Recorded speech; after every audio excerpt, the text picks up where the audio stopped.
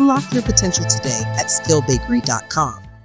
Welcome back. In the last lesson, we understood why open source models matter. Today, we stop talking about them and start using them instantly from JavaScript with almost zero setup. By the end of this lesson, you will have a beautiful mini AI playground running in your Week project that can talk to powerful open models hosted on Hugging Face. No GPUs, no Docker, no downloading 7 billion parameter models, just clean JavaScript. As you can see, we are using the official Hugging Face Inference library, the recommended way to call Hugging Face's inference providers from JavaScript or TypeScript. Here you can see how we can install it using Node Deno. Node, we have npm, pnpm, and yarn, and for Deno we have these import statements. But before going and installing all these things, let's first understand what is Hugging Face Inference and why the JS SDK. Hugging Face, as you know, hosts over 2 million open models. The inference providers and the older Inference API lets you run any of them without managing infrastructure. If I show you, the old way was to do a raw fetch to this URL API inference huggingface.co/models and then the model name. But the new way is the official Hugging Face Inference package. It gives you beautiful TypeScript support, unified API for text, images, audio, and vision, automatic provider routing that's fastest available, streaming support, and proper error classes. This is what we will use throughout the rest of this module, and it will feel very natural when we later move to local models with Llama. Now this is still serverless. Now, in order to make use of Hugging Face, we first of all have to create our own Hugging Face account. To do that, you need to head over to huggingface.co, and as you can see, I have created mine. You can create your own as well by clicking on sign up after visiting huggingface.co.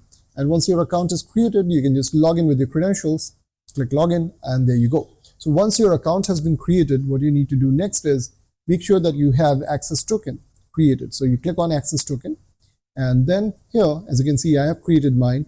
You can create a new one for yourself, create new token, and the value that you see over here needs to be copied and kept inside an environment variable. So here you can see I've created one environment variable. The name of the environment variable needs to be, in this demonstration, wheat HF token. You can have any name that you want, but make sure that you import it correctly. So this is what I am having in my .env file. You can have any name, but this needs to be referred over here correctly. Now over here, what we are doing is we are calling the API directly from the client side. Well, that's not the recommended way. You always need to have a server side, but since we are demonstrating this using a JavaScript, we have used it from the client side. But in real production app, you would never expose this token in front-end code.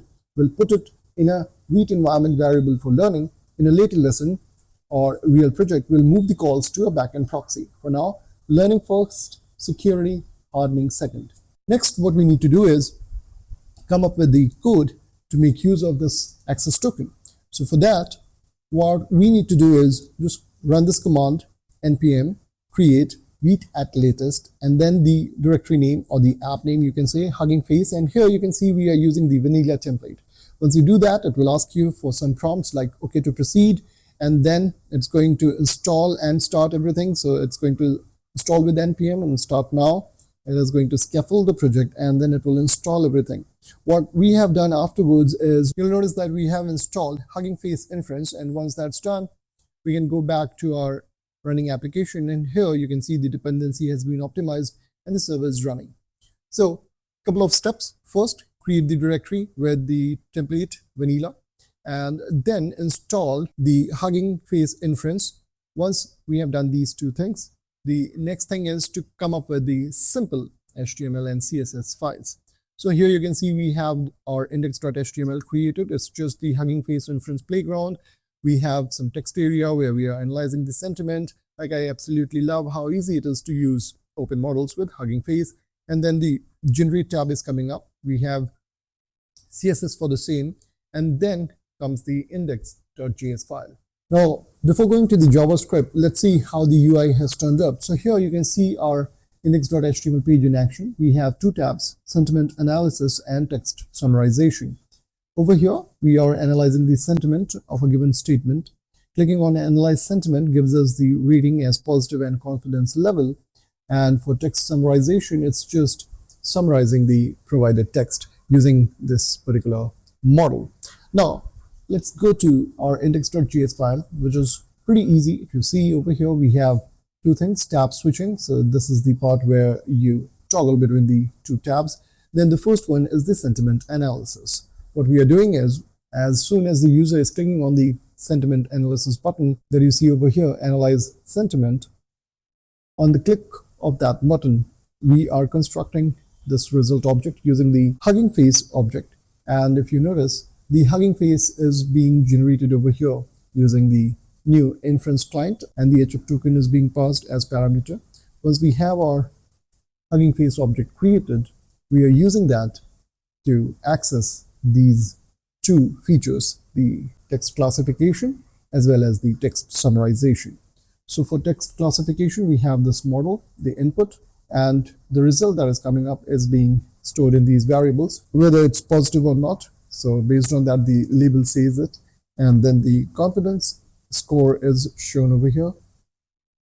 Next, you see the text summarization, and over here what we are doing is we are making use of the summarization function, and for that we have this model, the input, the max length and the min length. That's the total length that we are defining for the summary text, and here we are showing the result that we are getting back from the HF summarization, and the same is being shown over here.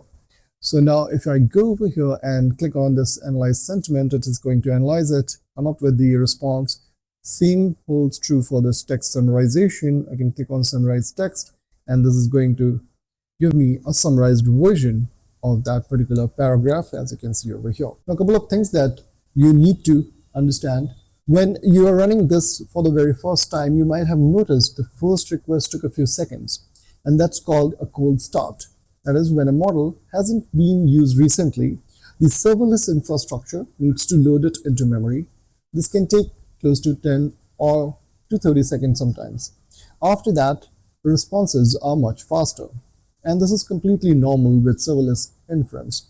In production, you can use dedicated inference endpoints if you need consistent low latency. As far as error handling is concerned, you can see that we have wrapped our code in try-catch block, and the library throws specific errors. For example, 401 is thrown for invalid or missing token, and 429 is sent for rate limit hit. There are other errors as well that we are capturing, like model loading error and model not available for a given request. So in the code, we have showed the friendly messages to the user instead of just crashing. In real applications, you should log these errors properly and show helpful feedback. Critical point I would like to reiterate over here is that right now our token is in the front end. This means anyone who opens the browser DevTools can see it. This is fine for learning and local development. But in any real production application, never expose your Hugging Face token in client-side code. You should always call the inference from a backend like Node.js, Express, serverless function, etc., and keep the token on the server. We'll cover secure backend patterns in later lessons. See you in the next one. If you find the video helpful, don't forget to like and subscribe.